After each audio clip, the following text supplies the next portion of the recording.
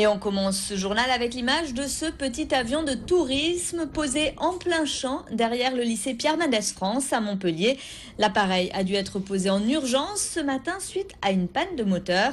Pas de blessés, mais une belle frayeur pour le pilote instructeur et ses 2 élèves à bord.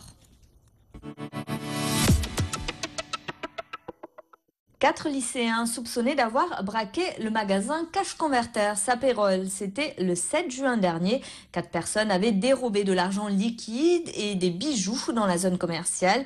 Ils avaient ensuite pris la fuite. Identifiés et interpellés, les 4 suspects de 17 ans devaient être mis en examen cet après-midi. 600 salariés de Sanofi en grève à Montpellier. Ils protestent contre le plan de restructuration prévu d'ici 2015 dans l'entreprise pharmaceutique.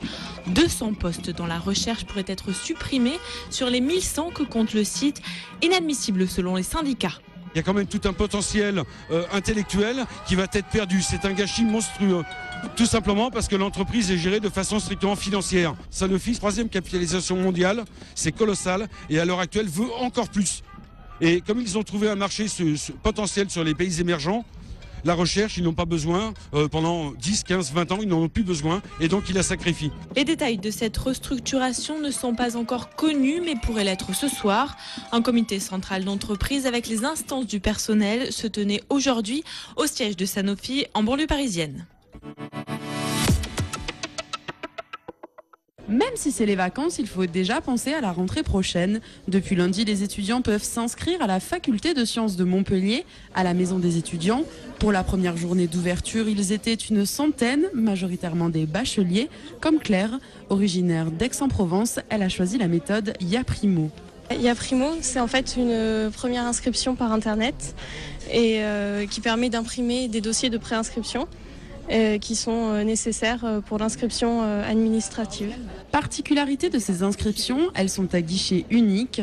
Ainsi, tout est mis à disposition pour faciliter et accompagner l'étudiant dans ses démarches administratives. Les plus chanceux repartiront même avec leur carte étudiante. Tous les services pour les étudiants sont regroupés dans un seul lieu, la maison des étudiants. Donc l'inscription administrative, le paiement, les bourses. Nos collègues du service des bourses sont là et peuvent faire l'exonération des droits d'inscription. Le service Cassiopée qui renseigne les étudiants sur les différentes filières de la faculté des sciences. On a des informations aussi, on distribue des informations sur les activités sportives, culturelles. Et puis on a même à la sortie les 2 mutuelles pour les étudiants et quelques associations qui sont là pour expliquer aussi aux futurs étudiants qu'est-ce que c'est que la vie sur le campus à la faculté des sciences. Les futurs étudiants ont jusqu'au 20 juillet pour venir s'inscrire. Dépassé cette date, ils devront attendre le 3 septembre.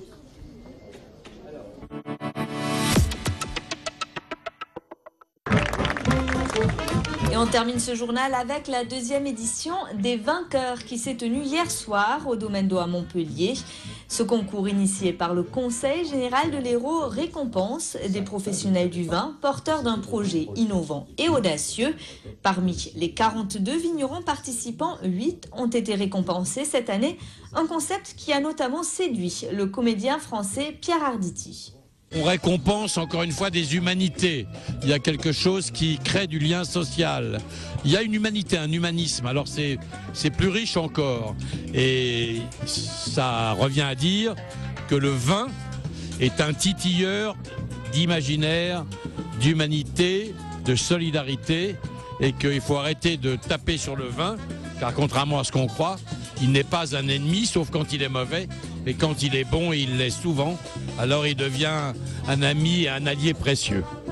Nouveauté, cette année, la catégorie plurielle qui récompense les initiatives féminines dans la filière viticole. Les vins de l'Hérault à consommer avec modération, bien entendu.